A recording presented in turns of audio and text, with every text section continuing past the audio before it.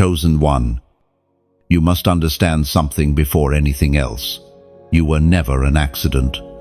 You were not born to simply survive, to drift, or to disappear among the crowd. From the beginning of time, heaven placed a mark upon you. Every breath you take is counted, and every step you walk is seen.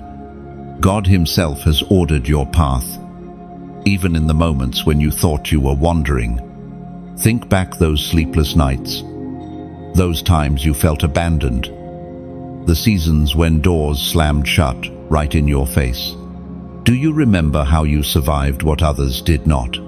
That survival was not luck. That was the evidence that you are not like the rest.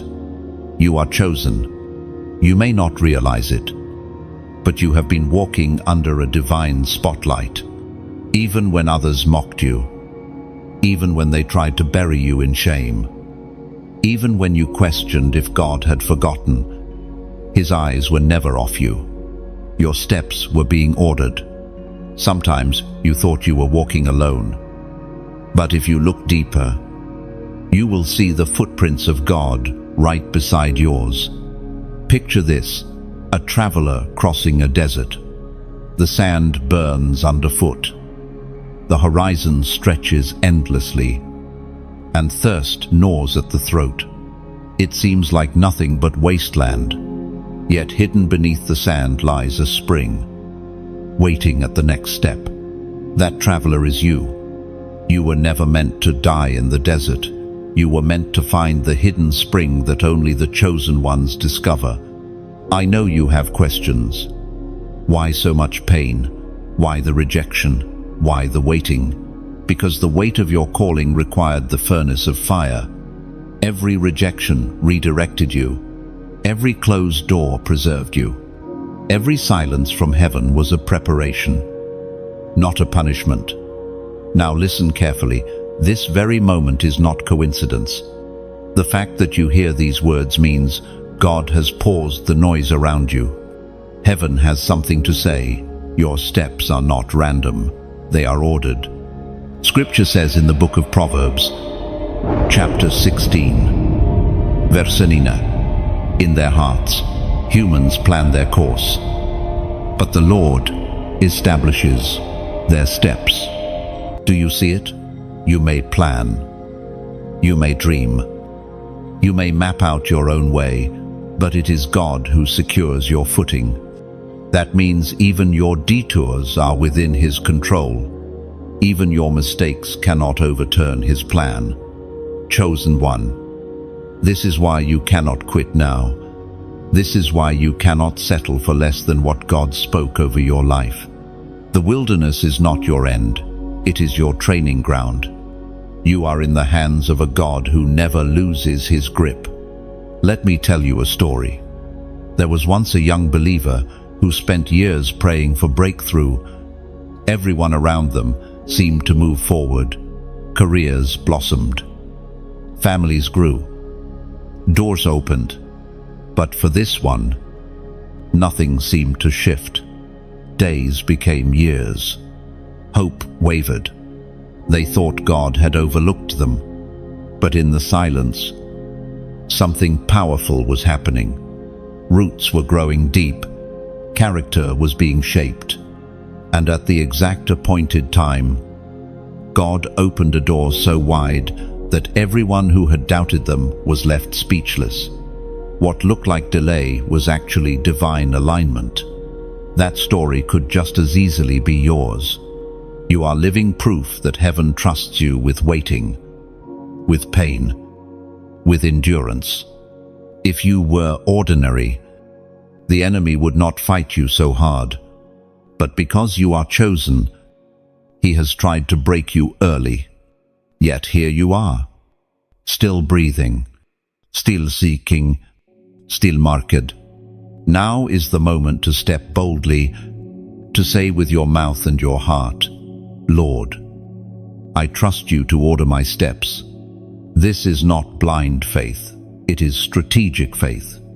The kind that turns valleys into highways and deserts into gardens. So here is my invitation to you right now. If these words are striking deep, don't keep it silent. Share this message so another chosen one does not give up. Press like as a sign that you are standing in faith. Subscribe if you want to keep walking this journey together. And in the comments, write the number 16 as a prophetic act tied to Proverbs chapter 16. Versenina. Let heaven see your step of agreement. Your journey is only beginning. Chosen one.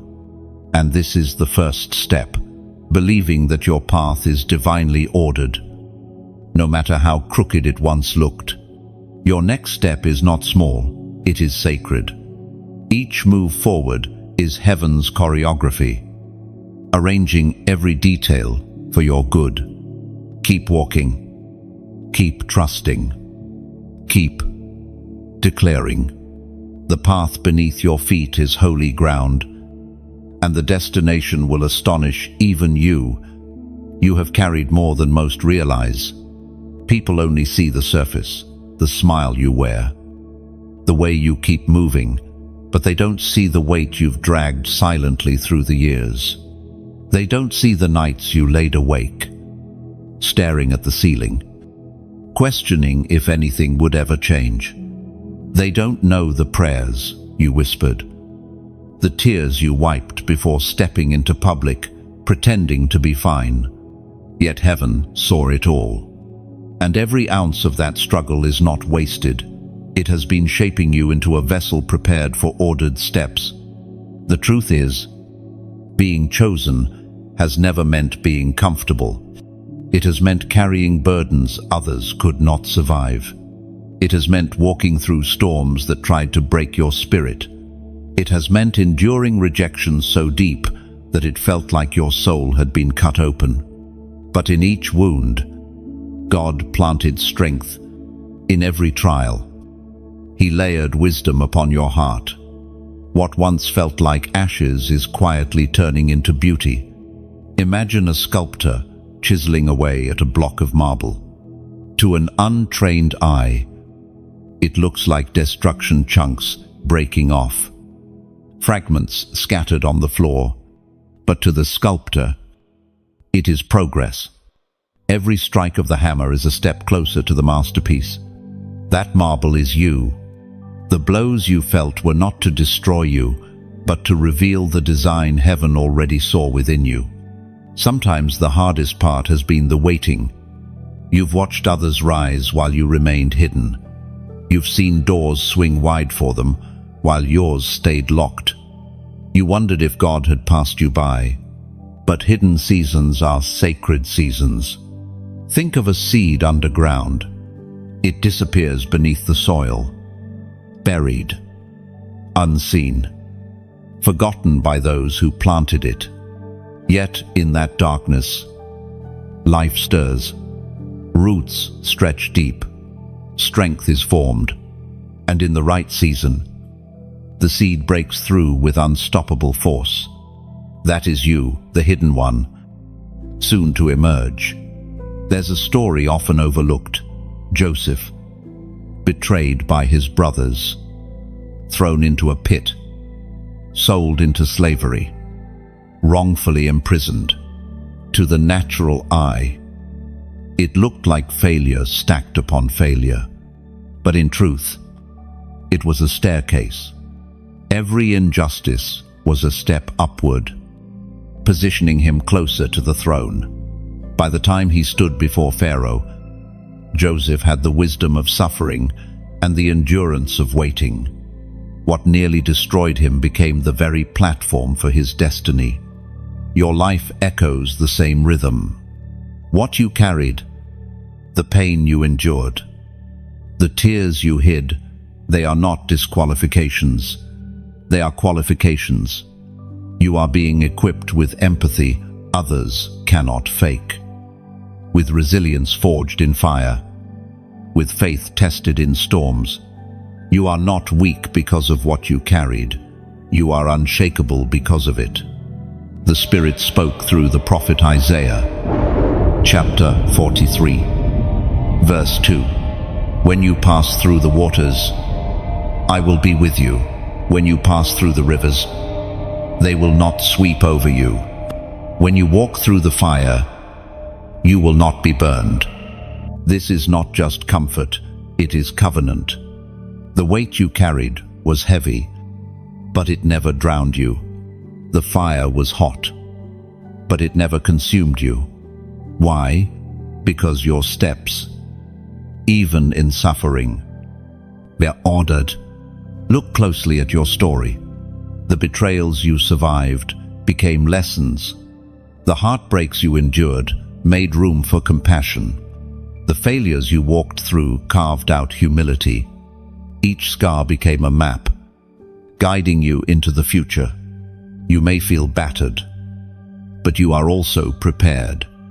You may feel weary, but you are also wiser, and though you may not see it yet, the very weight you carried has aligned you for elevation. Think of yourself as a bridge under construction. At first, it looks chaotic, steel beams exposed, concrete unfinished, ropes and scaffolding everywhere. It doesn't look safe, doesn't look useful, doesn't look like progress. Yet, one day, the scaffolding comes down. The final stones are laid, and the bridge stands firm, ready to carry countless lives across. That is you. The season of wait has been the scaffolding. Soon, the structure will be revealed. Chosen one. The struggles you endured were not proof of God's absence, but of His preparation. He trusted you with pain because He knew it would not destroy you, it would transform you. You are not carrying shame, you are carrying testimony.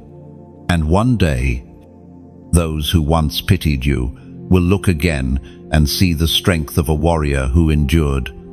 Your story is not one of survival only, it is one of rising, rebuilt by God, carrying strength no storm can erase. There are moments in life when God interrupts your path. You thought you were heading one way, and suddenly everything shifted. Plan collapsed. Opportunities closed. Relationships ended.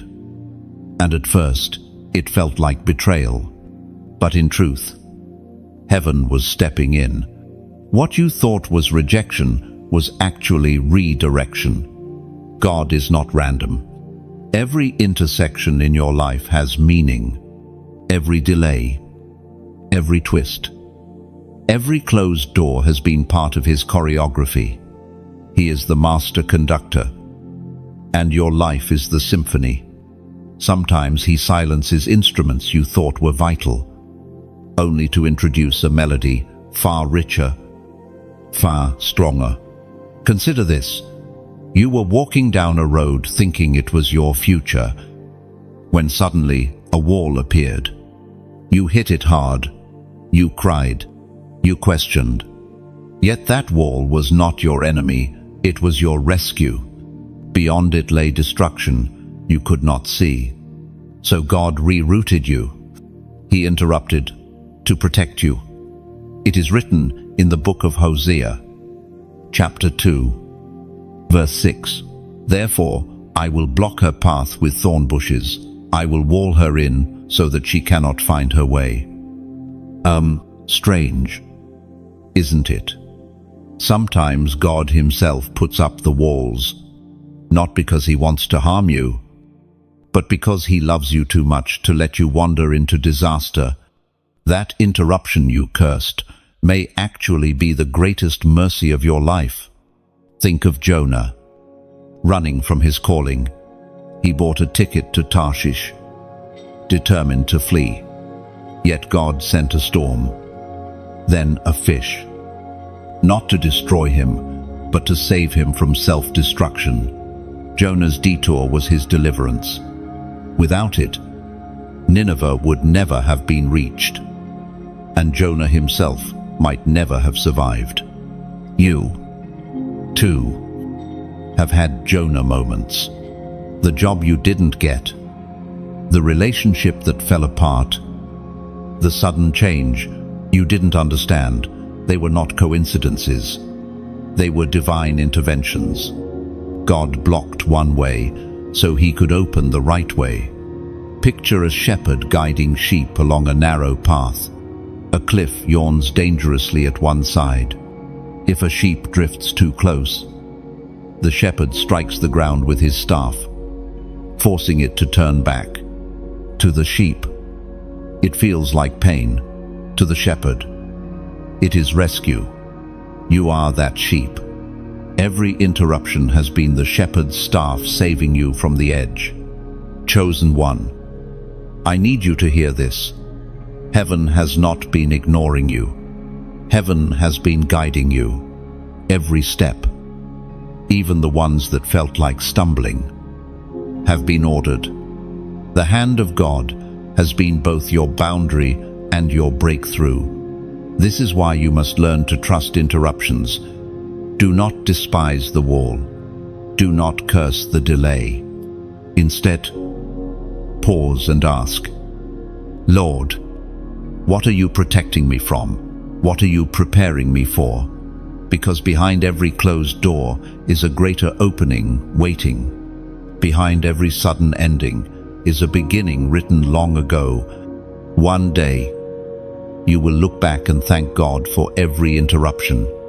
You will realize that the jobs you lost, the people who walked away, the paths that crumbled beneath your feet were all necessary chapters to get you here.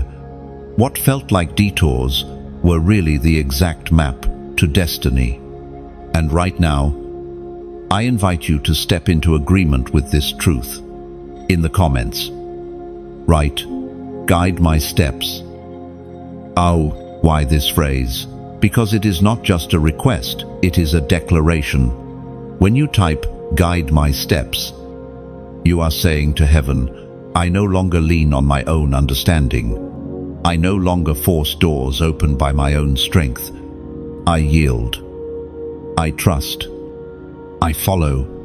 This short sentence becomes a covenant between your heart and God, a signal that you are ready for Him to lead.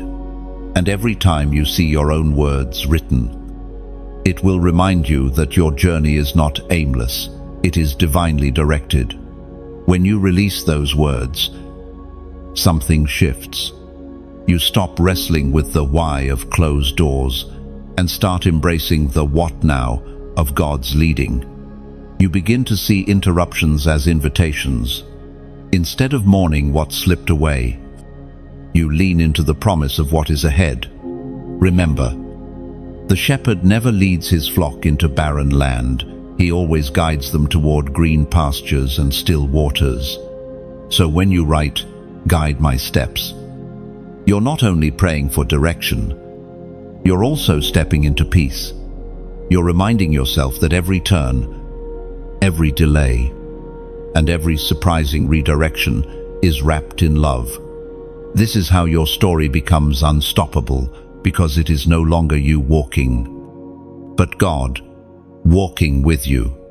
There comes a time when every chosen one must walk through a valley, not the mountain peaks of victory, not the wide open fields of blessing, but the shadowed places where the air feels heavy and hope grows thin.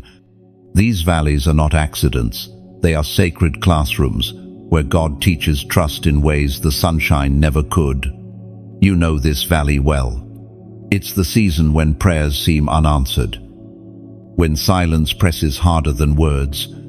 It's the place where friends don't understand, where strength feels drained, where you begin to wonder if you've been forgotten. Yet even here, your steps are ordered. Even here, light is guiding you, though you may not see it at first. Imagine walking at night with only a lantern in hand. The path is steep, rocks threaten your footing, and darkness stretches endlessly. The lantern doesn't show you the whole road, only the next step, but that is enough. One step at a time, the path unfolds. That lantern is God's presence. You may not see tomorrow, but hey, illuminates your today. He makes sure your foot lands safely, even in shadows. This valley is not punishment, it is preservation. In the valley, the noise is stripped away, pride is broken down, false supports fall aside. You are left with raw dependence on God alone. It is here that you discover what you truly believe. Not just what you speak when life is easy. It is in the valley that faith is proven genuine. The writings of David remind us in Psalms, chapter 23, verse 4, "Even though I walk through the valley of the shadow of death, I will fear no evil, for you are with me." End of this. Notice the detail. I walk through. The valley is not a permanent residence. You do not pitch a tent there. You move forward, step by step, guided by unseen hands. And while others may collapse in fear, you carry an assurance: the shepherd is with you. His rod and staff are not only symbols of comfort, they are tools of defense and correction. That means you are guarded in every shadow. There was once a woman who endured years of illness. The valley stretched long, and many nights she cried out, "Why me?" Doctors gave no answers, and even friends began to drift away. But in that valley, she discovered intimacy with God she had never known before. In silence, she heard his whispers. In weakness, she leaned into his strength. Years later, when healing came, she carried not only restored health, but also an unshakable faith. The valley did not destroy her, it transformed her. You may be in a similar place now. Maybe your valley is financial strain. Maybe it's loneliness. Maybe it's grief. Whatever its form, the principle remains. Valleys are temporary, but the lessons are eternal. They strip you of self-reliance and teach you to hear God's voice above all others. Think of an eagle flying low through a canyon. Winds, Zwill, walls tower on either side. Vision is limited, yet the eagle does not fear. It uses the very winds of the valley to rise again. That is you. The pressure you feel is not meant to bury you, but to lift you higher. Another picture, a river cutting through rock. To the stone, it seems like destruction, erosion, loss. But to the river, it is shaping, carving, beauty, creating depth. Over time, the valley becomes breathtaking, a place others travel miles to behold. Your valley, too, will one day be a testimony others come to witness. Chosen one. The valley is holy ground. It is not where dreams die, it is where character is born. It is not where you are abandoned, it is where you are refined. Every shadow is temporary, but the light that leads you is eternal. Remember this truth. Valleys are never straight lines. They twist. They turn. They conceal the horizon. But the shepherd already sees the exit. He already knows the mountaintop that waits for you. While you focus on surviving the next step, he is orchestrating the entire journey. Do not despise the valley. Walk it with courage, for in every dark step, heaven is close. The one who called you will not leave you in the shadow. You are passing through, and what awaits on the other side is greater than anything you could imagine. Lift your head, even in the low places. Valleys are not endings, they are corridors of transformation. Every tear becomes seed. Every step becomes prophecy. Every shadow becomes proof that light is near. Keep walking, your dawn is already breaking through. There is a hidden compass within your journey. not the kind you hold in your hand, but one heaven placed deep inside your spirit. When you trust God fully, that compass always points true north, even when storms rage, even when the world around you spins in confusion. It does not matter if you can't see the road clearly. The compass is there, steady, aligning you with destiny. Think about sailors long ago. They set out on seas with no landmarks, surrounded only by endless water and threatening skies. Yet they trusted a small needle inside a wooden box to guide them safely. That needle seemed fragile, but it never lied. In the same way, the spirit within you points faithfully toward God's plan. The challenge is not whether the compass works, it is whether you will trust it. Sometimes, trusting the divine compass means walking paths that don't make sense.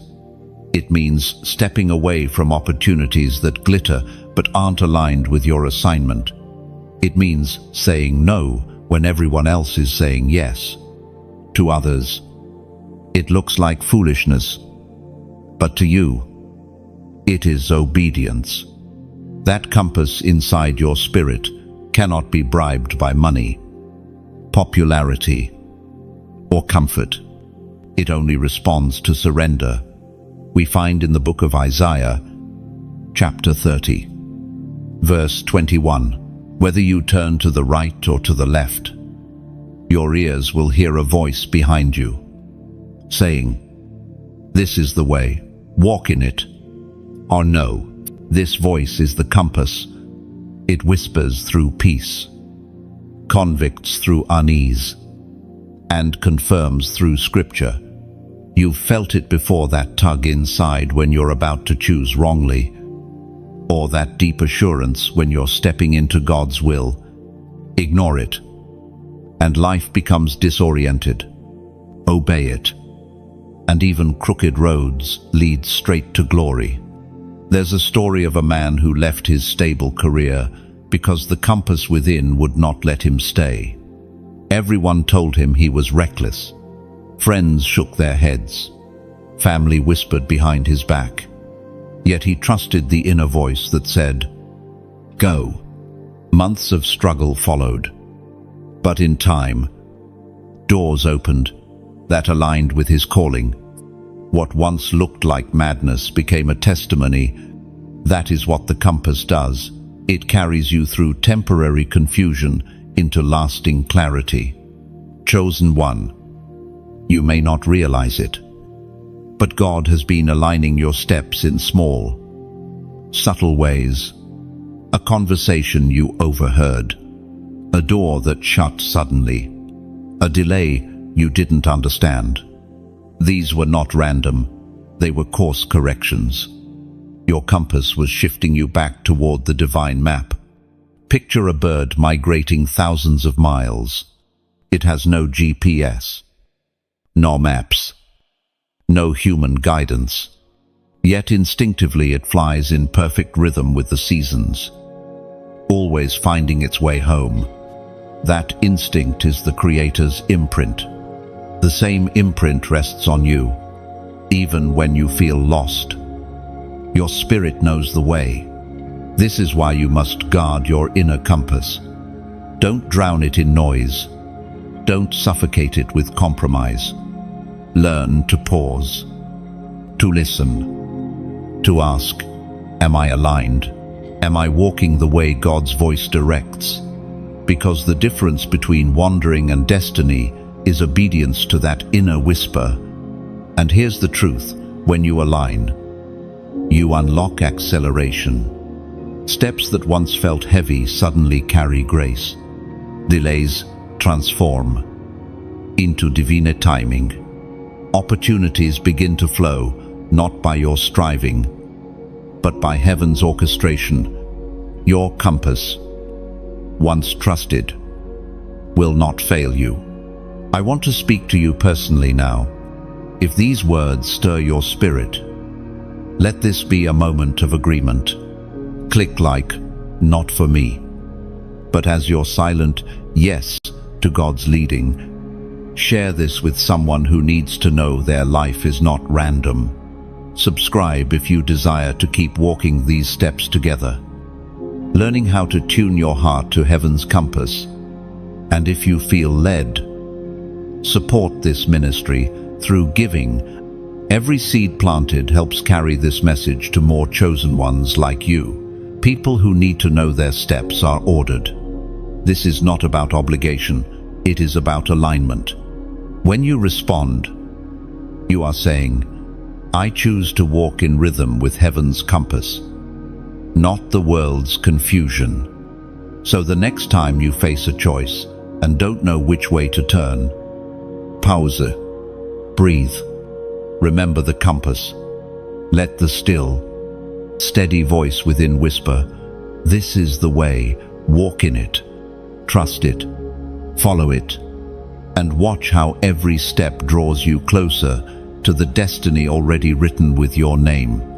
Every decision becomes lighter when guided by his compass. Every crossroad turns into clarity.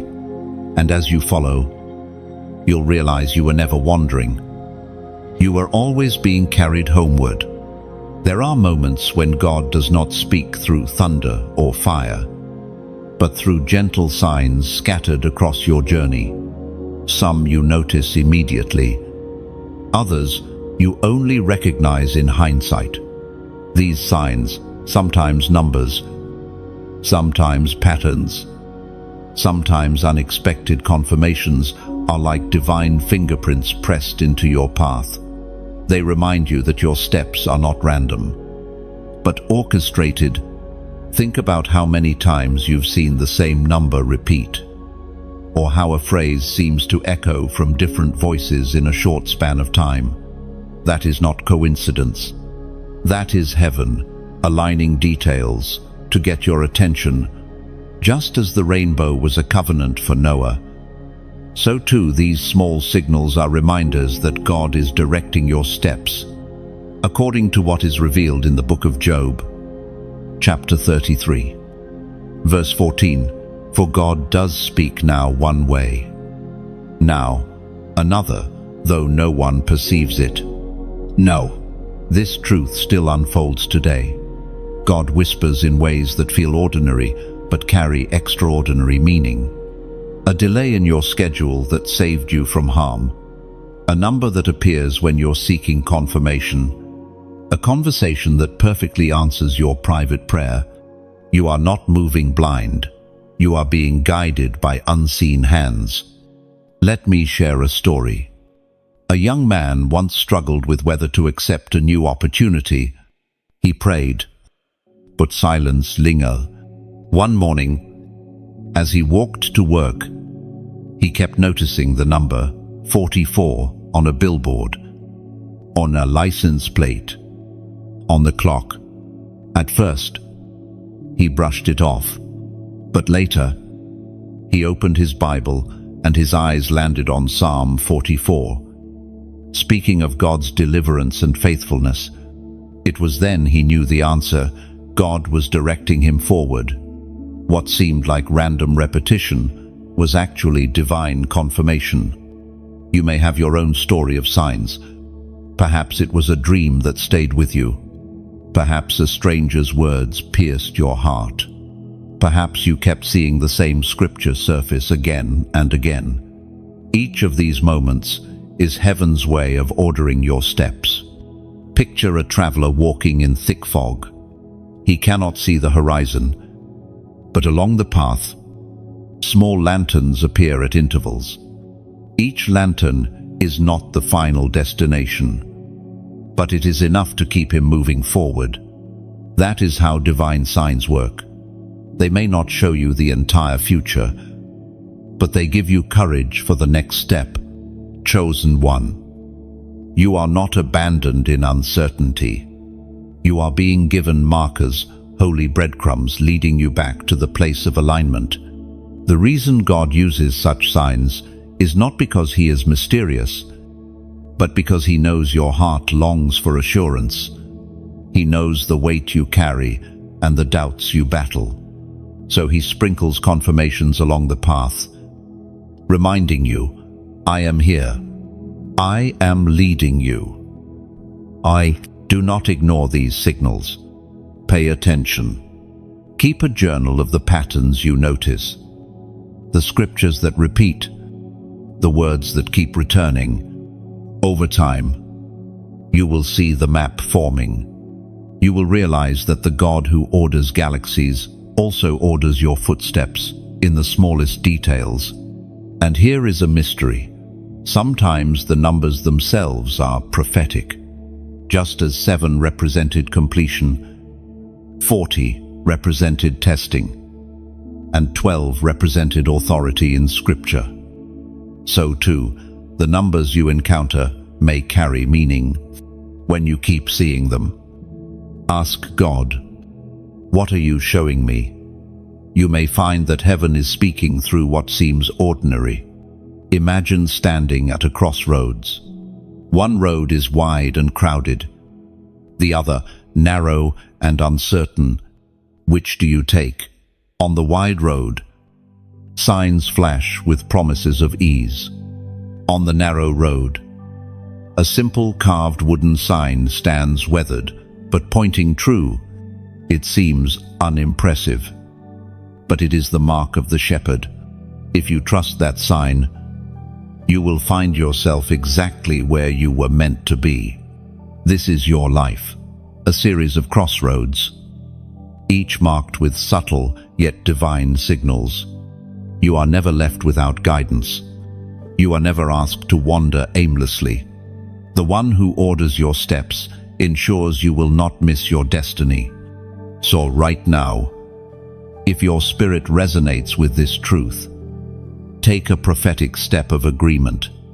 In the comments, write the number 44, not as superstition, but as faith.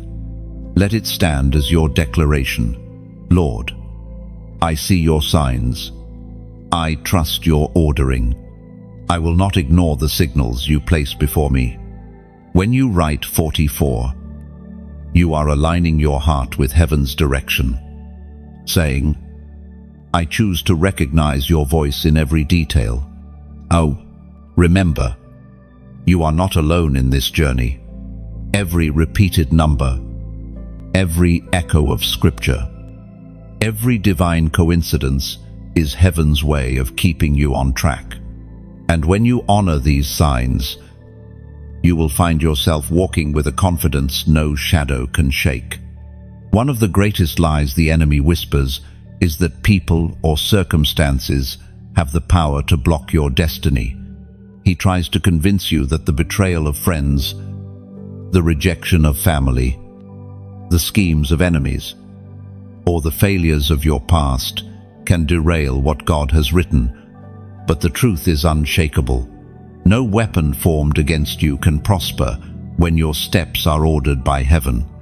Look back at your life for a moment. How many times did someone plot against you? How many times did voices rise up to tear you down, to make you quit, to bury your potential before it could bloom? Yet here you are, still standing, still walking, still chosen. If their plans were stronger than God's purpose, you would not have made it this far. We read in the book of Isaiah, chapter 54, verse 17, no weapon forged against you will prevail, and you will refute every tongue that accuses you. This is the heritage of the servants of the Lord. Notice the promise. It does not say weapons will not be formed. It does not say tongues will not rise against you. It says they will not prevail. They will not succeed. The very fact that you are alive, breathing, and still moving forward is living evidence of this truth. Think of Daniel in the lion's den. Men conspired against him, set traps, and manipulated laws. To any human eye, Daniel's fate was sealed, but God's hand was greater. Lions that should have devoured him became silent witnesses of God's protection. What was meant for his destruction turned into his elevation. The same is true for you. The schemes of people cannot outweigh the sovereignty of God. Sometimes it feels like enemies hold the power, especially when their actions cause pain. A betrayal cuts deeper than a blade. Words of slander echo louder than truth. Yet every strike against you becomes material in God's workshop.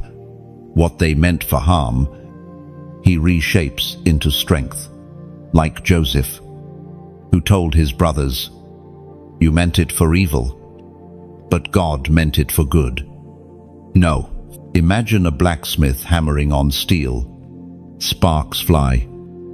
Flames roar. The metal bends and groans. To the onlooker, it looks like destruction. But the blacksmith is not breaking the steel. He is shaping it into a weapon strong enough to endure. That is what God does with the battles you face. Every attack is turned into a shaping force, strengthening you for greater purpose. Your enemies cannot block what they did not create. They did not breathe life into you. They did not knit you together in the womb. They did not write your destiny before time began. Therefore, they cannot cancel what they never authored. Only the author has the authority over the story, and he has declared victory over your life. Think also of a river flowing down a mountain. Rocks and fallen trees may obstruct its path, but the water always finds a way forward. Sometimes it carves around the obstacle. Sometimes it rises above and flows over. Sometimes it digs deeper until a new path emerges. But one way or another, the river never stops.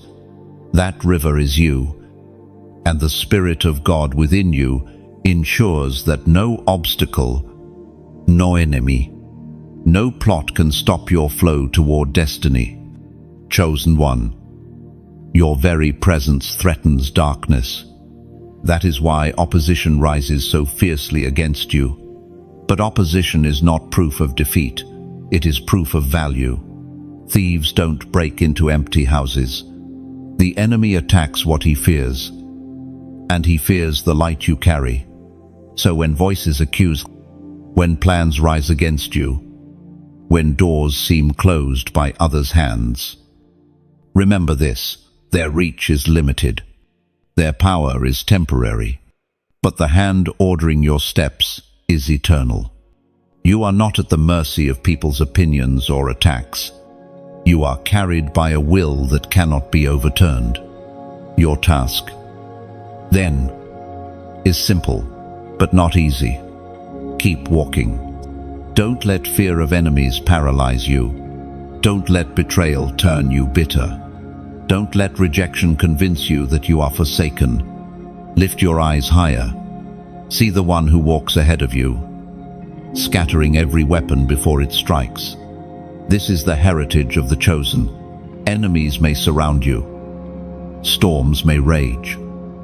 Accusations may rise.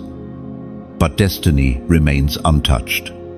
The ordered steps of your life are secured, shielded, unstoppable, even in the fiercest night. Your steps are lit by a flame no enemy can quench. Their noise fades, but your calling resounds. Remember this: you walk shielded, unstoppable, under heaven's unbreakable decree of victory. There is a tension that every chosen one knows well: the long gap between promise and fulfillment. God speaks a word, a vision, a dream into your spirit. But then life seems to move in the opposite direction. Doors close, time stretches, prayers seem delayed. In those seasons, you must remember, delay is not denial. Abraham knew this. God promised him descendants as numerous as the stars, yet decades passed with no child. Each year felt like a cruel reminder of what hadn't happened. Yet, the promise was not void. It was waiting for God's appointed time. And when Isaac was finally born, it was not merely a child. It was the living proof that God's word never returns empty. Your own waiting season carries the same truth. What looks like stagnation is often preparation. When God delays, He is not punishing, He is positioning. Just as soil must rest before producing harvest, your spirit sometimes needs hidden seasons before the promise can bloom. The ancient words recorded in Habakkuk, chapter 2, verse 3 declare, "For the revelation awaits an appointed time. It speaks of the end and will not prove false. Though it lingers, wait for it. It will certainly come and will not delay." Avlu, this is not simply encouragement, it is instruction. Waiting requires trust. It requires learning to live with patience when everything in you longs for acceleration. It means believing that God's clock cannot be rushed, yet it never runs late. Imagine a potter shaping clay.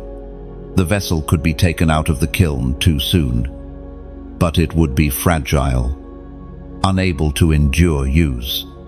Only by enduring the full process of heat does it become strong, unbreakable.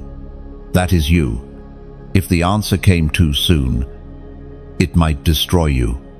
But when it comes in God's timing, you will be ready to carry it. There is a story of a young woman who longed for marriage. She prayed for years. Yet every relationship ended. Her heart grew weary, convinced God had forgotten. But what she didn't see was that her future husband was also being refined. His character was being tested. His roots deepened. His faith sharpened. When the time finally came, their union was not just a relationship, it was a ministry. A partnership forged in waiting. Delay had never been denial. It was preparation for something greater. You, too, may feel frustration building. You may look at others who seem to leap ahead while you remain stuck. But comparison blinds you to the truth. God is not making you late, He is making you precise. Your journey is not measured against theirs. It is measured against the divine plan uniquely designed for you. Picture a fruit tree. In early spring, buds appear, weeks pass, and leaves unfold. But the fruit is hidden, forming slowly, silently. If someone impatiently plucked the branch too soon, they would find bitterness. Yet if they wait, sweetness emerges at just the right season. That is the law of waiting. Your promise, too, is ripening unseen. Chosen one. Remember this: what God spoke will not expire. His word is not fragile paper that fades in the rain. It is eternal stone carved by His hand. Every delay is an alignment. Every pause is an unseen construction. Behind the curtain of time, the stage of your destiny is being prepared. And when the doors open, it will happen suddenly. What lingered for years may unfold in moments. One shift, one opportunity, one connection, and everything changes. That is why waiting is not wasted. The longer the bow is pulled back, the further the arrow flies. You may be in the middle of that bowstring tension right now. Pulled, stretched, tested, but hold steady. For when God releases you, acceleration will redeem every waiting year. Delay is not denial. It is the divine pause that ensures the story ends, not in disappointment, but in glory. Trust the process. Trust the timing. Trust the one who orders your steps, even when those steps seem still. And as you wait, let hope anchor you. Waiting is not empty space. It is fertile ground where faith grows stronger, patience deepens, and resilience takes root. Every unanswered prayer is not silence, but construction. Heaven is weaving threads together, preparing a tapestry you cannot yet see. Do not despise the slow pace. It is safeguarding you from collapse. Do not confuse hiddenness with abandonment. God hides his treasures until the right season. One day soon, you will look back and realize the delay was mercy. The pause was love, and the waiting was the greatest training of all. There is a gentle power in obedience, not the kind that shouts from rooftops, but the quiet, steady yes, whispered when no one else is watching. Obedience is the doorway to ordered steps. It is how the compass within your soul stays aligned with heaven's direction. Sometimes, obedience feels small, choosing honesty when a lie would be easier, turning away from bitterness when hurt feels justified, offering forgiveness when pride wants revenge. These acts may not make headlines, but they reverberate in eternity. Each step of obedience is a stone laid on the path toward destiny. The Apostle reminds us in his letter to the Corinthians, second book, chapter 10, verse 5, we take captive every thought to make it obedient to Christ. Notice this: obedience is not only action, it begins in thought. Before your feet move, your mind must submit. Every temptation to rebel is first a whisper in the mind. Every compromise begins as an idea. But when you bring even your thoughts under obedience, your steps naturally follow. Think of a soldier marching. He does not question each step. He does not argue with the command. His trust in the one leading is so complete that he moves in rhythm, certain the path is secure. That is the image of obedience. You are not wandering, you are marching in sync with heaven. There was once a man asked by God to relocate his entire family to another city. The command was clear but terrifying. His career was stable, his friends supportive, his roots deep. Yet something within whispered, "Go." After sleepless nights of wrestling, he surrendered. It was not easy. Boxes packed, goodbyes spoken, but within months of arriving, opportunities unfolded that aligned perfectly with his purpose. Obedience opened what logic could not. You may have felt such whispers too. A prompting to call someone, a conviction to leave behind what no longer aligns with your spirit, a nudge to step into something unfamiliar.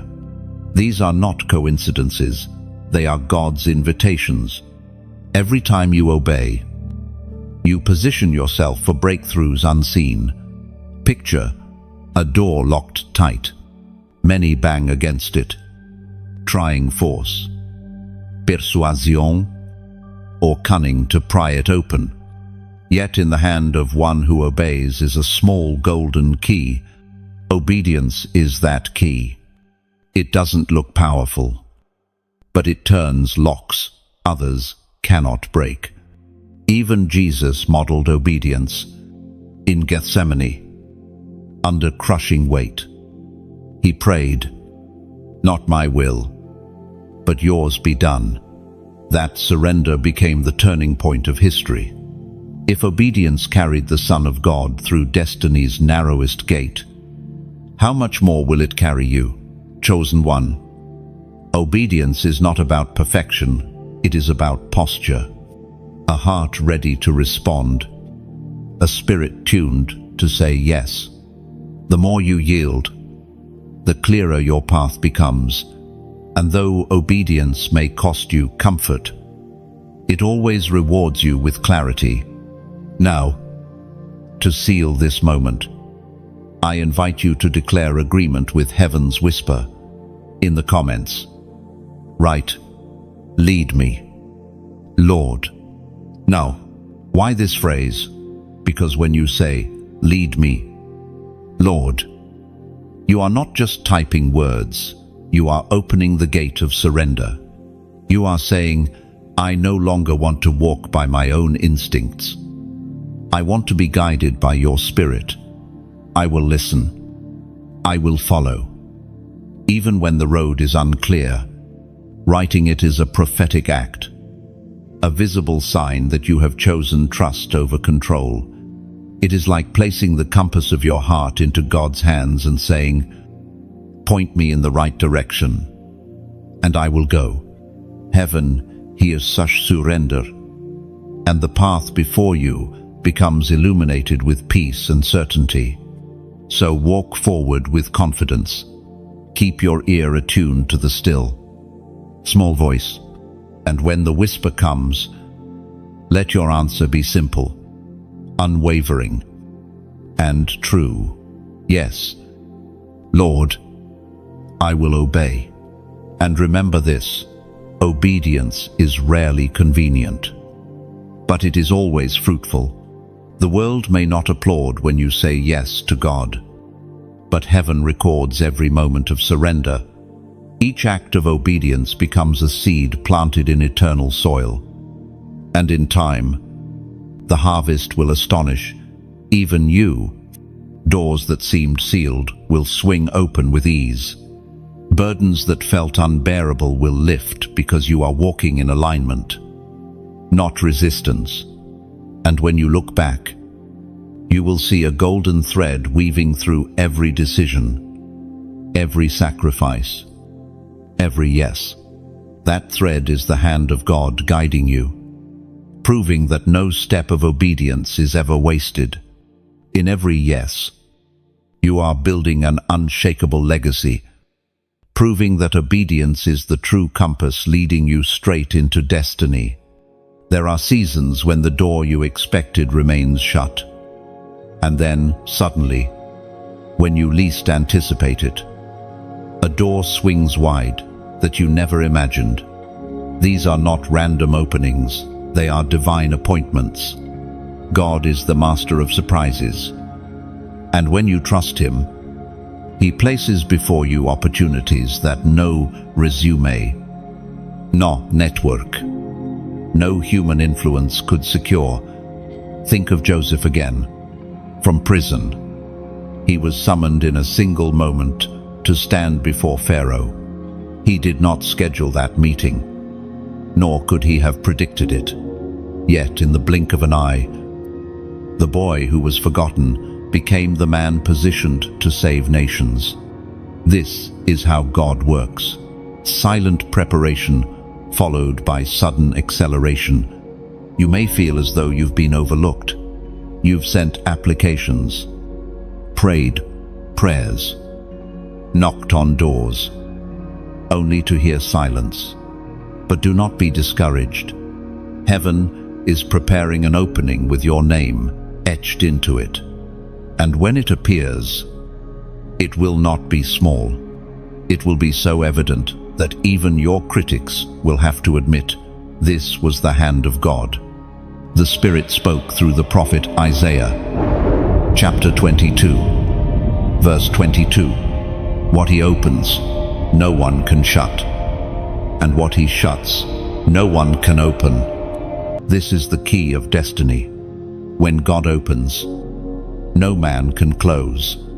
When He closes, no man can pry it open. Your role is not to push with force, but to walk in readiness. When the appointed door appears, you must have the faith to step through. Imagine walking through a corridor lined with doors. Some look appealing, shining with gold, but remain locked.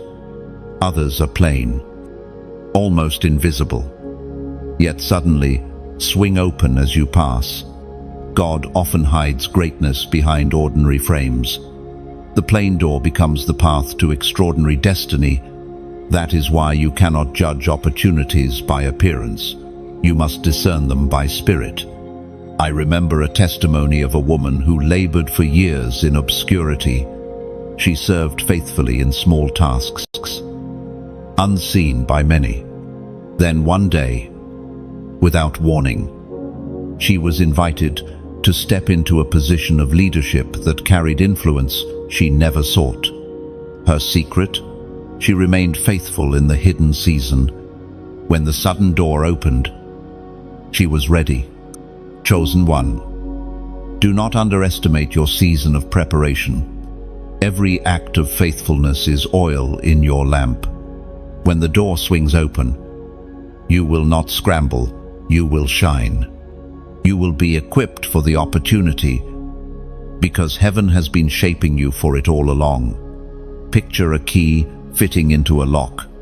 Many keys may rattle against it, but only one fits.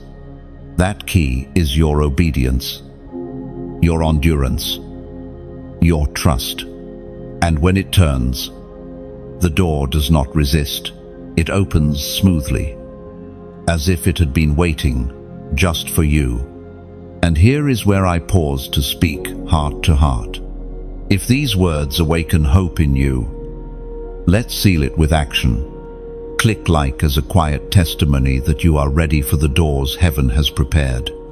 Share this message with someone who feels locked out, so they too may believe in sudden openings.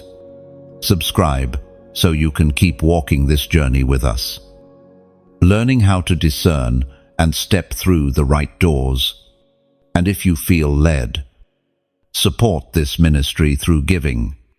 Your generosity helps carry this word further, reaching other chosen ones who are standing at their threshold, waiting for courage to walk through. These are not obligations, they are alignments. Each act is a way of saying, I am preparing, I am expecting, I am believing for the sudden door. So lift your head. Do not despise closed doors.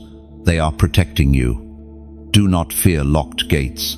They are redirecting you. For soon, a door will open. One you could never have forced. One you could never have predicted. And when it does, you will know it was never about chance. It was always about destiny. And when that door opens, do not hesitate. Step forward boldly, for hesitation can cause you to miss what heaven has arranged. Remember, the door is not only about you, it is about those connected to your obedience. When Joseph entered Pharaoh's court, his obedience saved nations.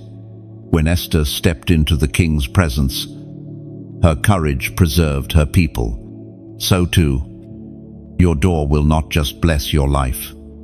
It will ripple outward to impact countless others. This is why preparation matters. Why faithfulness in the hidden seasons matters. Why trust in God's timing matters. For the sudden opening ahead carries not only promise, but assignment. Not only blessing, but responsibility. Step through, ready, and watch destiny unfold. Every battle you have faced has not been random. Each struggle, each hardship, each unseen war within your heart has been part of the process of refining you. While it may feel as if life has been against you, in truth, heaven has been using every challenge as fire that purifies gold. You are being shaped, not shattered. You are being forged into strength that cannot be imitated. The trials you walked through were not meant to destroy you. They were meant to reveal what was already inside of you. Gold cannot fear fire, for fire only proves its authenticity. In the same way, when you pass through affliction, your true nature as a chosen one shines brighter. The Apostle James wrote in his letter, chapter 1, verses 2 to 3, "Consider it pure joy, my brothers and sisters, whenever you face trials of many kinds, because you know that the testing of your faith produces perseverance. No, notice carefully, joy is not in the trial itself, but in what it produces. The refining does not happen in easy seasons. It happens in the furnace of pressure, in the midnight hours of tears, in the battles you never asked for, but could not avoid. Think of a sword. Before it gleams in the hand of a warrior, it begins as raw, metal rough, dull, unshaped. The blacksmith hammers it, heats it, plunges it into water, then hammers again. Each strike strengthens it. Each flame tempers it. Without this process, the sword would snap at the first clash. In the same way, your hardships are forging you into a weapon fit for destiny. There was a man who lost his business overnight. Years of labor collapsed in a single season, leaving him with nothing but questions and grief. At first, he thought it was the end of his story. But as months passed, he realized the loss had stripped away pride, dependence on wealth, and false security. From the ashes, a new vision was born. Years later, he built a company with integrity, one that blessed communities rather than just himself. The first battle refined him for the second, and the second carried him to true purpose. Your story may carry the same pattern. What looked like devastation was actually excavation. God was digging deeper, clearing out what could not remain, so that your foundation would be strong enough to hold the weight of your calling. Imagine a vineyard. The vine dresser prunes branches, cutting back growth that looks healthy. To the untrained eye, it seems cruel. Yet the gardener knows that pruning allows the vine to produce richer fruit. The cutting is not punishment, it is preparation for abundance. In the same way, the losses you endured were not subtraction, but multiplication disguised. Chosen one. Every scar on your heart is evidence that you survived a battle others could not. Each wound tells a story of endurance. And though the enemy tried to bury you under pain, what he buried was a seed. Seeds only grow when buried. Your battle has been your planting ground. Picture yourself as a diamond deep underground. For centuries, pressure builds, crushing, pressing, weighing down. Yet under that unbearable weight, carbon transforms into brilliance. One day, when uncovered, the stone shines with light that captivates nations. Your battles, your pressures, your hidden years, they are turning you into something priceless. Do not resent the furnace.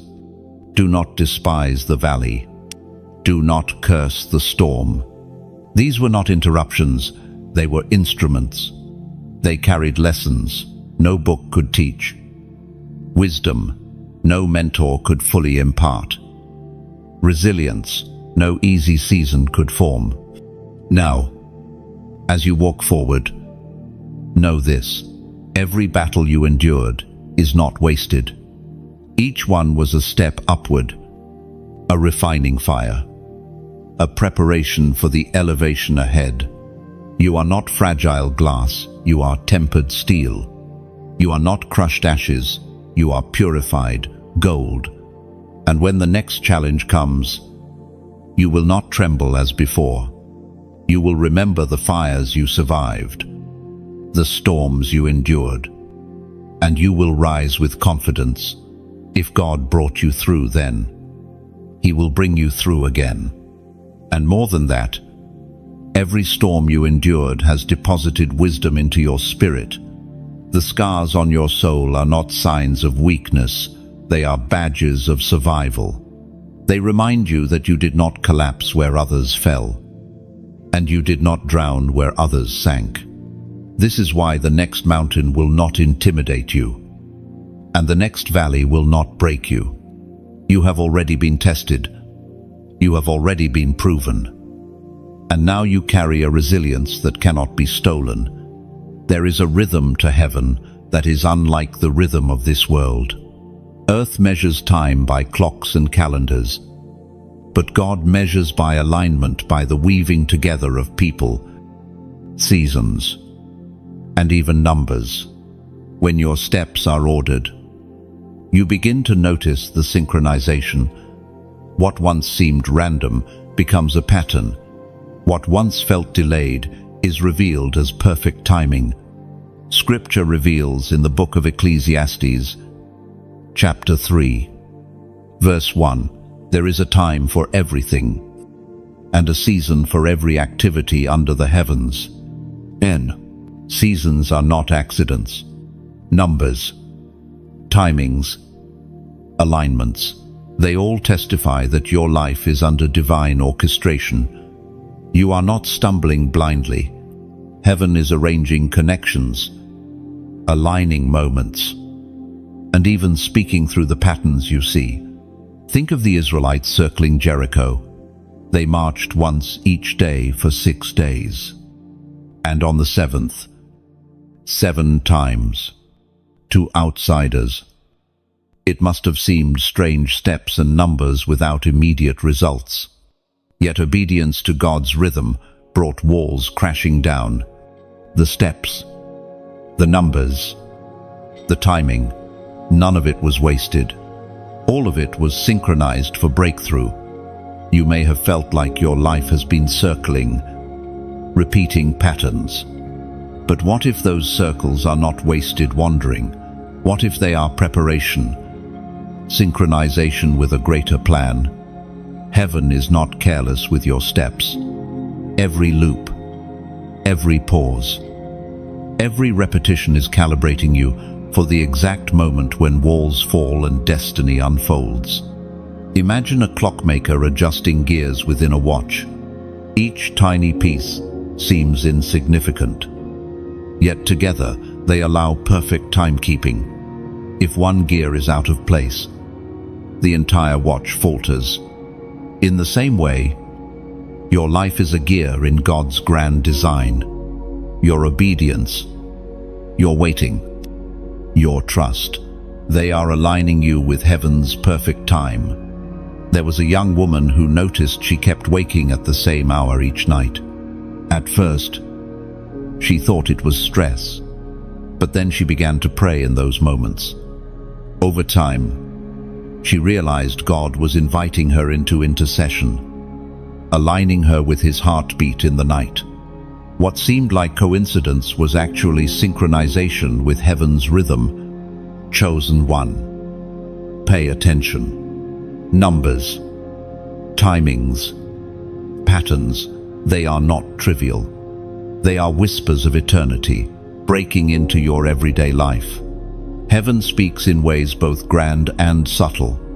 When you notice repetition, pause and ask, Lord, what are you saying? What are you aligning? You may find that even small details are carrying divine instruction. Picture waves rolling onto the shore. To the untrained eye, it looks like endless repetition, but to sailors, waves carry rhythm, momentum, and direction. They reveal tides and seasons. In the same way, repeated signs in your life are waves guiding you towards safe harbor. God is weaving synchronization into your path, even now. The right people will arrive not too early, not too late, but precisely when needed. Opportunities will align, not by your striving, but by heaven's orchestration. Numbers you keep seeing are not empty, they are signals of order. And here is how you can step into this alignment. Acknowledge it. Right now, as a prophetic act, I invite you to write the number 33 in the comments. Why 33?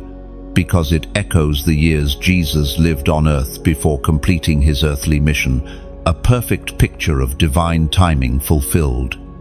When you write 33, you are declaring, I choose to trust heaven's synchronization over my own clock. I yield to God's timing, even when I don't understand it. I believe every detail is aligning for my good. This simple act becomes more than a comment. It is a declaration that you are not lost in random time. You are in sync with eternity's rhythm. So lift your eyes from the ticking clock of anxiety. Heaven's timing is never late, never early, but always perfect. Trust the synchronization, honor the numbers, and walk forward with confidence that every step is woven into divine order. When you embrace this truth, even waiting becomes worship. You no longer panic when doors seem delayed, because you know they are timed with precision. You no longer fear missing your moment, because what belongs to you cannot be stolen. Synchronization means your story is tied to heaven's calendar, not man's deadlines. Every connection, every divine encounter, every open door is scheduled by the author of time itself. So breathe deeply, rest in the rhythm. Just as the sun rises and sets without fail, your appointed season will also appear. And when it does, you will recognize it instantly, because your spirit has already been tuned to heaven's timing. There is a moment every chosen one must face, the step of surrender. It is not the step that comes after victory, nor the step taken when the way is clear. It is the step taken in trust, when control must be laid down and the heart whispers, not my will, but yours be done. Surrender is not weakness, it is the deepest form of strength. To surrender is to unclench your hands, to release your grip on the outcomes you think you need, and to trust that God's plan surpasses your own. Many fear surrender because it feels like loss. But in truth, surrender is the doorway to the narrow path where destiny unfolds. We see this truth in the Gospel of Matthew, chapter 16, verse 24. Whoever wants to be my disciple must deny themselves and take up their cross and follow me. This is not a call to misery, it is a call to alignment. When you yield, you step out of striving and into order. The cross you carry is not meant to crush you, but to refine you, to strip away what cannot enter your promised future. Imagine a traveler carrying a heavy backpack filled with stones. Each stone represents control, fear, resentment, pride. The road ahead narrows until the path is too tight for both the traveler and the weight to continue forward. The load must be released. The traveler drops the stones, and suddenly the climb becomes possible again. That is surrender, releasing what you thought you needed so that you can move where you are meant to go. There was once a man who clung to a career that drained his spirit but padded his security. He prayed for God's blessing, yet deep inside he knew he was resisting the call to leave. It was only when he surrendered, resigning without knowing the next step, that peace flooded his heart. Months later, he stepped into work that aligned perfectly with his gifts and brought life to others. What seemed like loss at first was revealed as liberation. Surrender always feels costly because it touches the places we value most. Abraham was asked to lay Isaac on the altar, not because God wanted Isaac gone, but because God wanted Abraham's heart fully yielded. When Abraham surrendered, heaven intervened, and the promise remained intact. The test was never about losing Isaac, it was about proving trust. Your life may be in such a test now. Perhaps it is a relationship, a plan, a dream you've built. God may be whispering, lay it down, trust me with it. And while fear insists, you will be left empty. Faith assures you that what is surrendered into God's hands is never wasted. Think of water poured into the earth. To the eye, it varnishes, gone into the soil.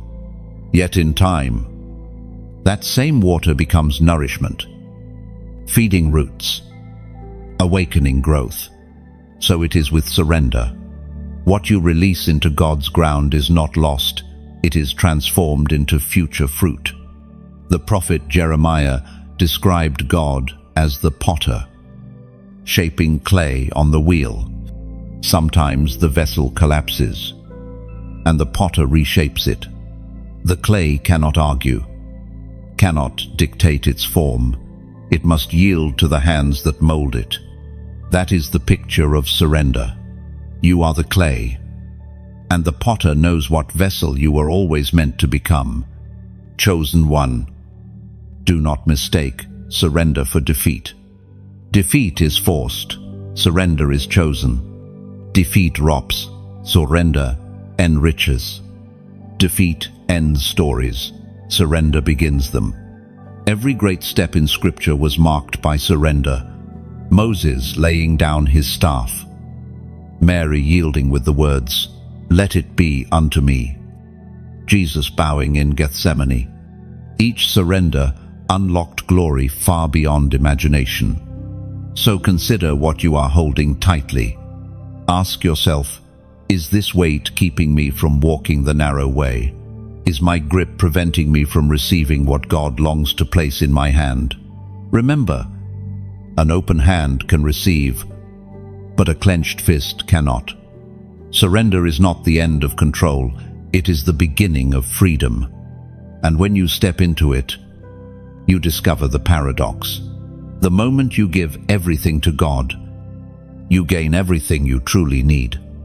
And as you surrender, peace will settle where anxiety once lived.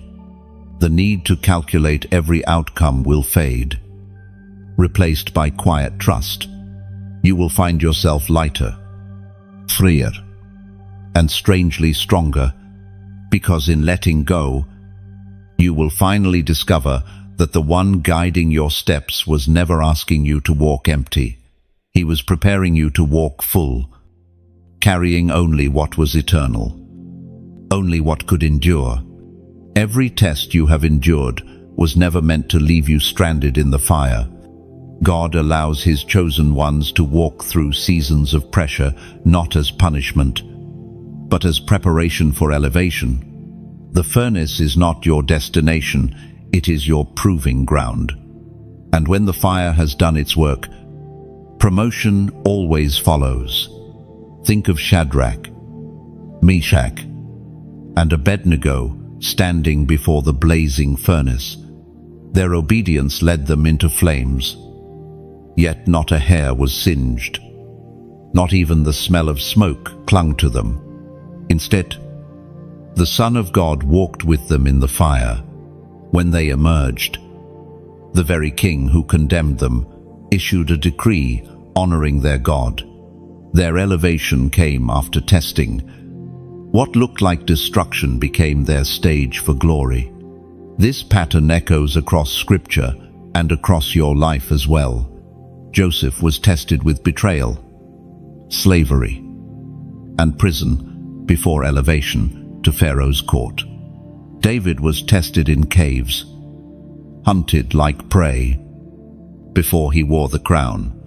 Esther was tested by fear of the king's wrath before she was exalted to save her people. The furnace always precedes the throne. We read in the first letter of Peter, chapter 1, verse 7, "These trials will show that your faith is genuine. It is being tested as fire tests and purifies gold, though your faith is far more precious than mere gold." End 4. Notice what this reveals. Trials are not evidence of abandonment, but of value. Gold is tested because it is valuable. Worthless stones are never refined in fire. You have been tested because you carry weight in the kingdom. The intensity of your trials is proof of the magnitude of your calling. Imagine a staircase spiraling upward. Each step seems small, even repetitive, yet it brings you higher. Trials are those steps, one after another. They feel exhausting, but when you pause and look back, you realize how far you have risen. That is the hidden nature of testing. It does not just measure you, it lifts you. There was once a woman who endured the crushing disappointment of repeated rejection. Every door she knocked on remained closed. Every application ended in silence. She questioned if she was cursed, forgotten, invisible. But during that season, her character deepened. She grew in humility, compassion, and wisdom. When her breakthrough came, it was not just a position, it was influence, authority, and honor. The rejections were steps that carried her into elevation she could not have borne earlier. You may be in such a furnace now. Perhaps it feels endless, consuming, unused. But what if this fire is the very process that is lifting you? What if every test is chiseling away what cannot accompany you into the next level? God does not waste fire. He uses it to refine, to strengthen, to elevate. Think of a mountain climber scaling upward. Each ledge demands endurance, musculosage, long spurn. But with each pull, the horizon widens. Finally, the summit reveals a view that justifies every struggle. Your climb, too, will end with elevation that makes every hardship worthwhile. The truth is, elevation is dangerous without preparation. A crown without testing becomes a curse. Influence without humility collapses under pride. Authority without compassion wounds rather than heals. That is why God allows the fire to ensure that when promotion comes, you are ready to carry it. Chosen one, your testing has not been in vain. You are being forged into one who can stand in places others cannot. The pressure you endured is evidence that heaven intends to raise you, and though the process is painful, the result will be undeniable. So hold steady in the fire. Do not confuse the furnace with the finish. This is not where your story ends. This is where it is being prepared for its greatest chapter. Soon, you will emerge with the fragrance of heaven upon you, standing in places you once only dreamed of, crowned with purpose, born from the flames. And when that season arrives, you will look back at the furnace differently. What once felt unbearable will be remembered as the place where you met God most deeply. You will see how the fire burned away fear, how it stripped off pride, how it refined your faith until it gleamed.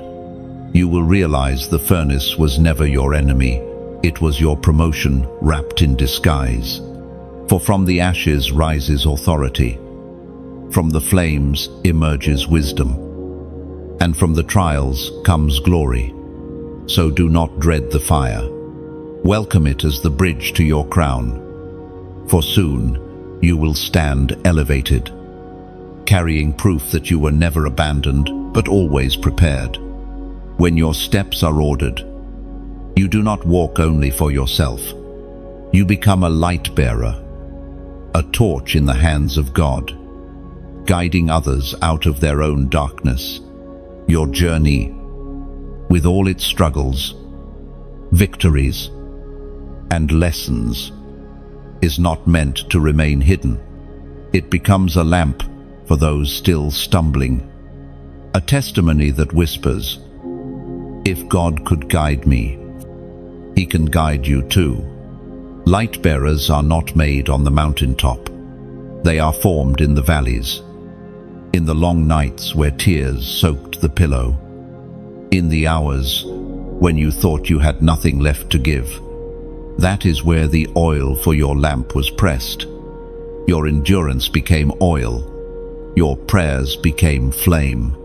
And now, you carry a light that terrifies the shadow. I remember hearing of a man who battled years of addiction. He thought he was too broken to be of use. But after finding freedom, he began to share his story. Slowly, others trapped in the same cycle started reaching out.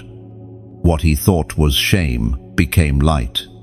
What once chained him became a torch he carried to lead others out. That is what it means to walk as a light bearer. Chosen one. Your pain was never wasted. Every scar glows now with light. Every wound, healed by God's hand, becomes a lantern for others.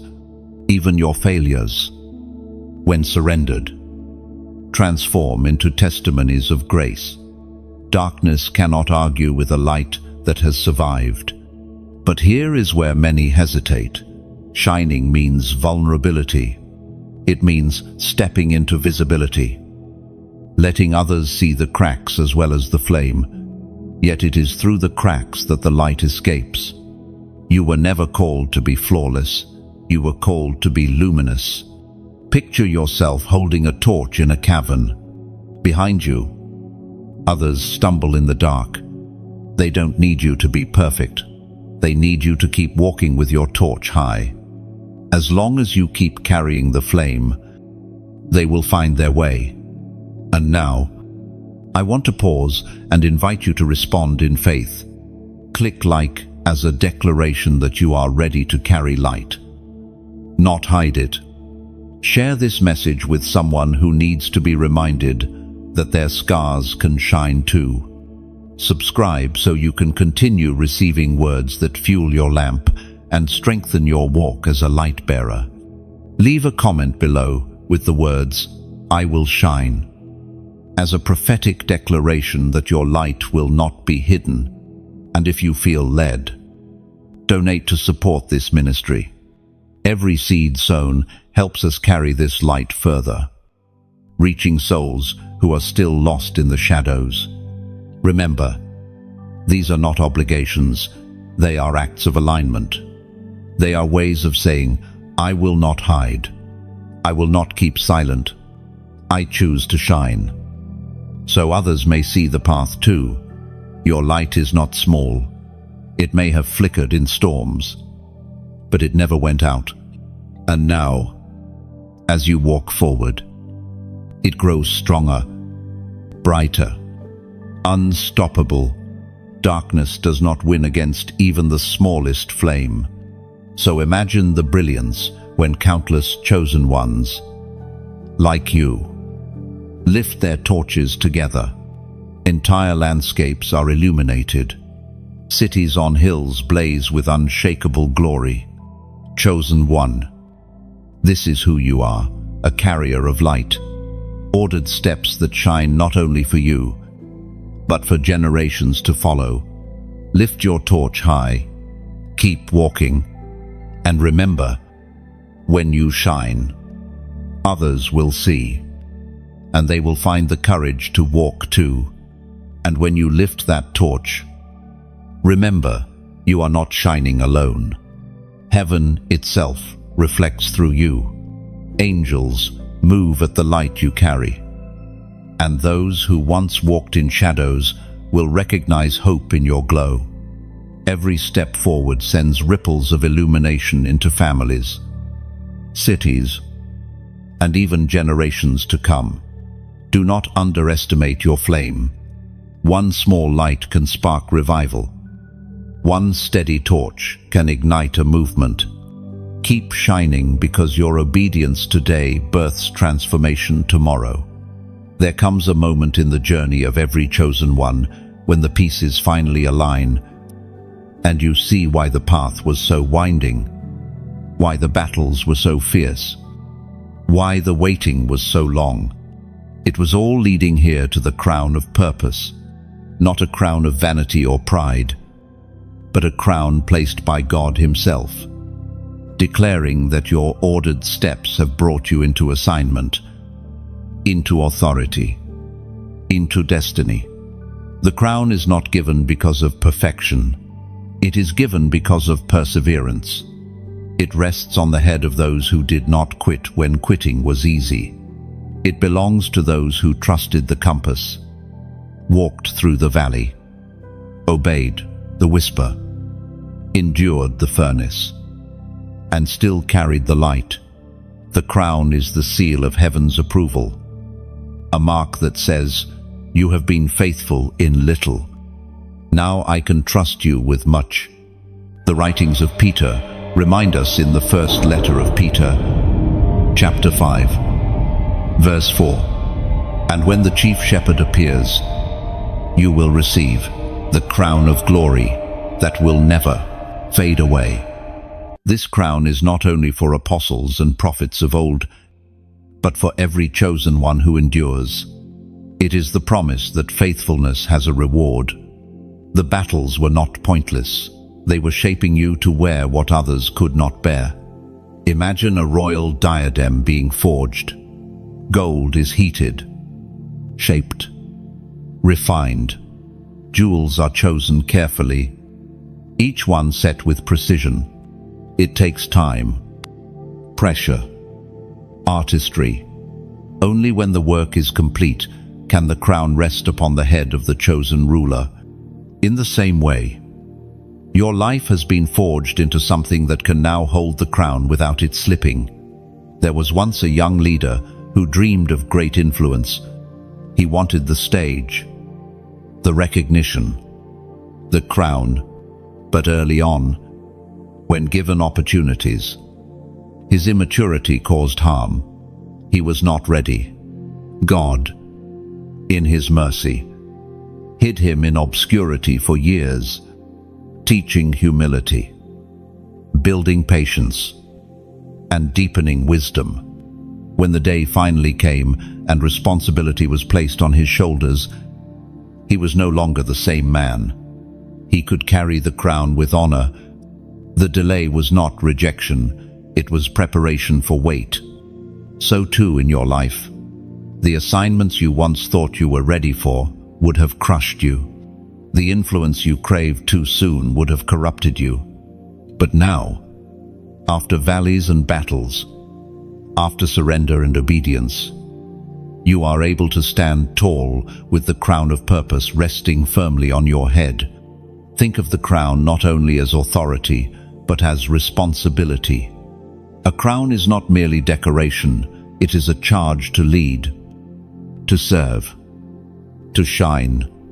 Wearing it means others will look to you for guidance, protection, wisdom. That is why your journey has been so intense, because the crown is not light. It demands weight of character, depth of compassion, and strength of endurance. Chosen one, the crown upon you is not made of earthly gold, but of eternal purpose. It signifies that you belong to a kingdom unshakable. Every test was a preparation for this honor. Every surrender was a shaping of this crown. Every moment of hidden faithfulness was a jewel added to its design. Picture yourself walking into a great hall. Angels line the path, witnesses to your journey. You bow your head, and the King himself places the crown upon you. It is not applause you hear, but a voice saying, "Well done, faithful one." That is the true moment of arrival, not the applause of men, but the approval of heaven. And yet, even here, this is not the end. The crown is not the finish line, but the beginning of assignment. You are crowned not to sit idly, but to step fully into the purpose designed for you from the beginning.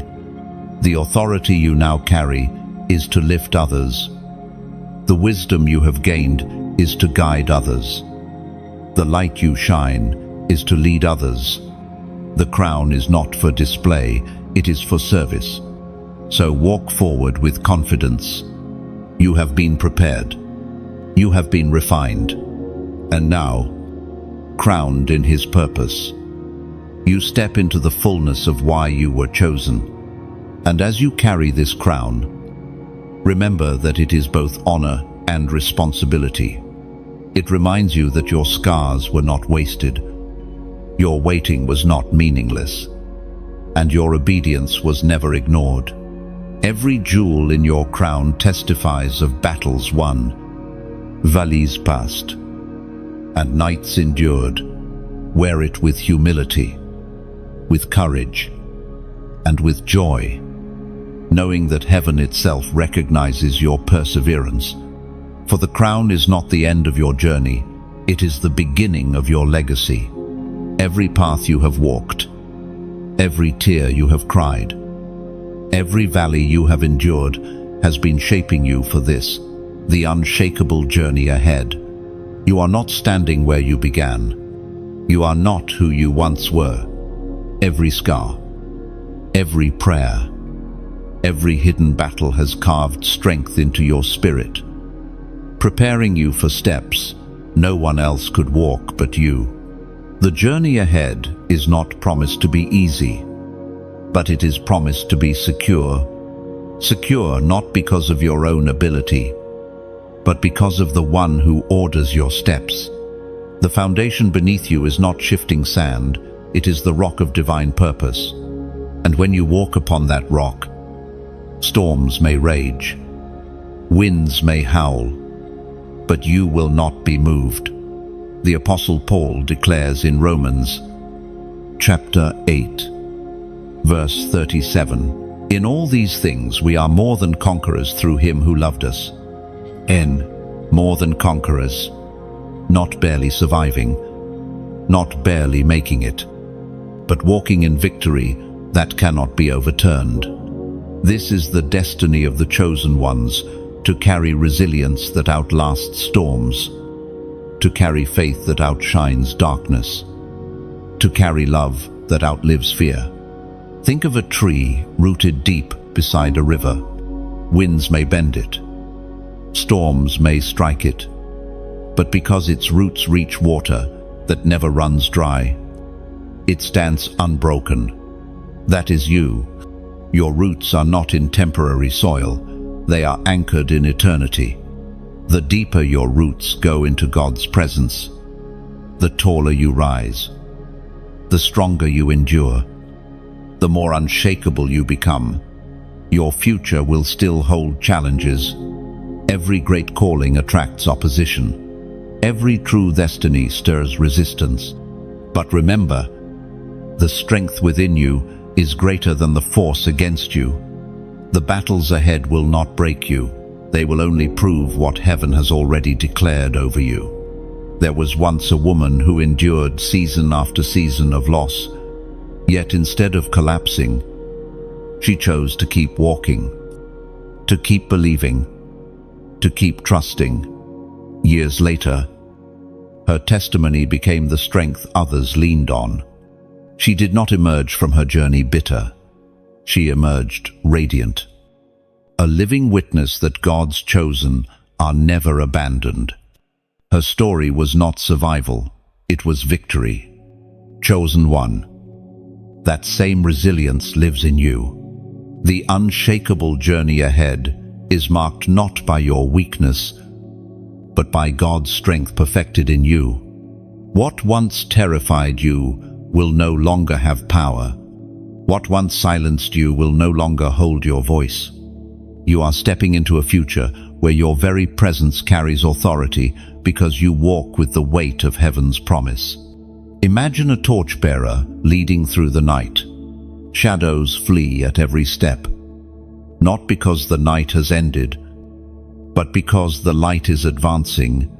That is your journey. Darkness might still exist, but it cannot stop you. Your light disrupts it.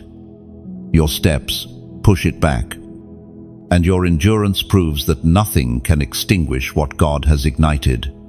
You may wonder what lies ahead, what doors will open, what battles will rise, what roads will twist.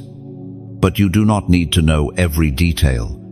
You only need to know the one walking beside you.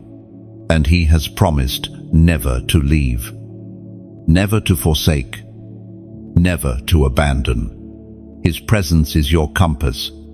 His word is your lamp. His spirit is your strength.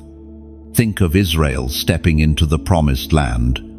Giants stood in the way, but promises outweighed fear. Walls towered high, but faith brought them down. Rivers blocked the path, but the waters parted. Every obstacle was real, but every obstacle bowed before God's ordered steps. And so it will be for you. The unshakable journey ahead will also bring fruit, peace that remains, even when chaos swirls. Joy that does not vanish in trial. Influence that uplifts others. Born from the battles you endured, you will carry not just blessings for yourself, but blessings that overflow to those around you, families, friends. Even strangers will taste the fruit of your obedience. Chosen one, walk boldly. The unshakable journey ahead is not a road of fear, it is a road of fulfillment. Every valley has strengthened your legs. Every storm has deepened your roots. Every battle has sharpened your vision. You are ready now in ways you were not before. So lift your head. Straighten your shoulders. The future is not uncertain, it is secured. The God who ordered your steps yesterday will order them tomorrow. And though you may still feel the weight of the unknown, remember this: you were made for this journey. You were chosen for this exact path, and nothing, no shadow, no storm, no scheme of darkness can unwrite what heaven has already declared. You are unshakable. You are unstoppable. You are stepping into destiny, carrying eternal promise, walking with eternal authority, crowned with eternal glory. And as you move forward, your story will continue to testify. Every step was ordered, every moment was purposeful, and every mile led you closer to the glory prepared for you. Chosen one. This journey we've walked together does not end here. Every word you've heard has been seed planted into the soil of your spirit. And now it is time to water it with action. What you do in this moment is how you tell heaven, I am ready to walk in alignment. So I invite you, click like as a personal declaration, a simple yet powerful act that says, yes, I receive this word. Yes, I will carry it forward. Share this message with someone who is searching for direction, someone who feels unseen, someone who needs to know that their steps, too, are ordered. Your share could be the spark that pulls them out of despair. Leave a comment with the words, I receive this. It is more than typing. It is a prophetic statement that you are stepping into divine order, trusting the path ahead, and claiming your crown. If you have not already, subscribe so you never walk alone in this journey. Stay connected, stay fed, and let your spirit be strengthened continually by words that remind you of who you are and whose you are. And finally, if you feel stirred in your heart, consider donating or sowing into this ministry. Every seed extends the reach of this message, carrying light into homes, families, and nations. You may never see every face it touches, but eternity will record your faithfulness. Chosen one, walk boldly now. The steps before you are not random, they are written. The crown upon you is not temporary, it is eternal. And the journey ahead is not fragile, it is unshakable. This is not the end. This is the beginning of your next chapter. Step forward. Shine. Fulfill what heaven has already written about you.